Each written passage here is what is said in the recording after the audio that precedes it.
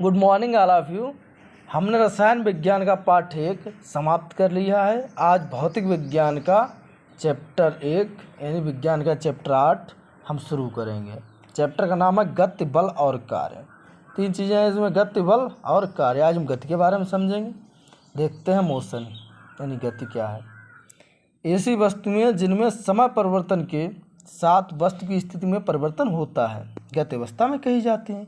यानी समय परिवर्तन के साथ साथ वस्तु की स्थिति में भी परिवर्तन होना चाहिए, तभी हम किसी को क्या कह सकते हैं कि वो वस्तु गति अवस्था में है।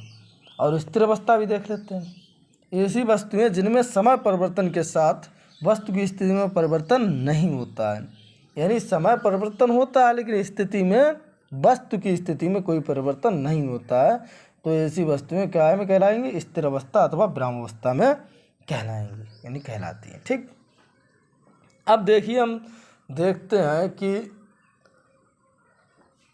ब्रह्मांड में सारी चीज़ें गतिमान हैं यदि हम एक हिसाब से देखते हैं। जैसे मान लो पृथ्वी हमारे सूर्य के चक्कर लगा रही है, यानी पृथ्वी जो है वो क्या गतिमान है, तो इसके हिसाब से तो सारी वस्तुएं गतिमान हुई। लेकिन हम कन्फ्यूजन आपका दूर करेंगे यहाँ पे। ठीक है, जैसे ये सन है, ये चक्कर लगा रही है पृथ्वी, ठीक इस तरह से चक्कर लगा रही है, तो हम क्या कहेंगे कि पृथ्वी जब गतिमान है तो उसकी वस्तुएं सारी गतिमान होंगी। लेकिन उसमें देखिए फैक्ट है, देखिए हम स्थिर अवस्था में किसे कहते हैं। अब हम सापेक्षिक गति आपके बारे में समझाएंगे, आपके लिए समझाएंगे। मान लो पृथ्वी घूम रही है, मान नहीं लो पृथ्वी घूम ही रही है, पृथ्वी घूम रही है तो इस पर आप जहाँ पे बैठे हैं वहाँ पे एक पेड़ भी खड़ा है। पृथ्वी के साथ पेड़ भी घूम रहा है, आप भी घूम रहे हो। ठीक है, ये मान लो आप यहाँ पे खड़े हैं, यहाँ पे कोई वृक्ष खड़ा है, ट्री,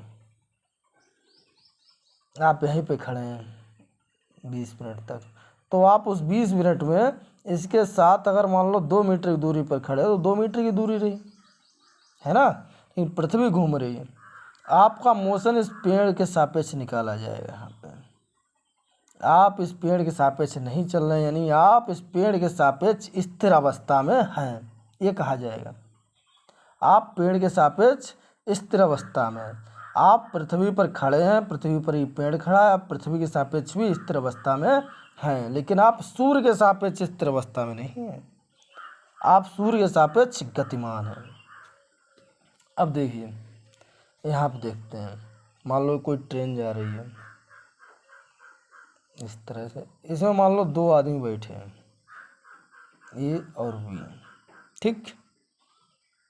सी मान लो यहाँ बाहर खड़ा है प्लेटफार्म पर, ट्रेन आगे की तरफ जा रही है। अब मान लो 100 मीटर चलने के बाद ट्रेन यहाँ पे पहुँची, ठीक, या तो यहीं पर है ए और बी, ट्रेन आगे की तरफ जा रही। सी क्या प्लेटफार्म पे खड़ा है, ये थोड़ी ना चल रहा है, ये खड़ा है, सी यहाँ पहुँच गया। अब देखिए सापेक्षिक गति को ध्यान से समझिए। यहाँ पे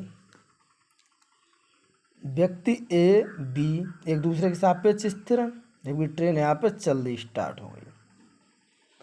अब सी जो है वो पीछे रह जाएगा, यहाँ पे ए बी एक दूसरे के सापेक्ष अब भी स्थिर है, ट्रेन के सापेक्ष भी स्थिर है, लेकिन सी ट्रेन के सापेक्ष भी स्थिर नहीं है, यानी सी के सापेक्ष ट्रेन स्थिर नहीं है, ए बी भी स्थिर नहीं है, क्योंकि तो ट्रेन के साथ ही है।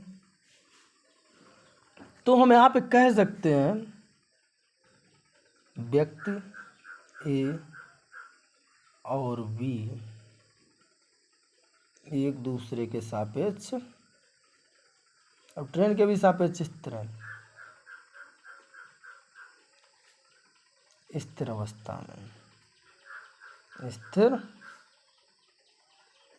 अवस्था में है, जबकि व्यक्ति सी के सापेक्ष गति अवस्था में है। अब देखिए ए भी क्या सोच रहे हैं कि सी जो है पीछे की तरफ जा रहा है, है ना। जबकि सी सोच रहा है कि मैं खड़ा हुआ हूँ, ये भी आगे की तरफ मूव कर रहे हैं, नहीं जा रहे हैं। यही चीज़ है बस समझने वाली। ठीक है, ओके, थैंक यू। और कुछ ना समझ में आया तो कमेंट कीजिए।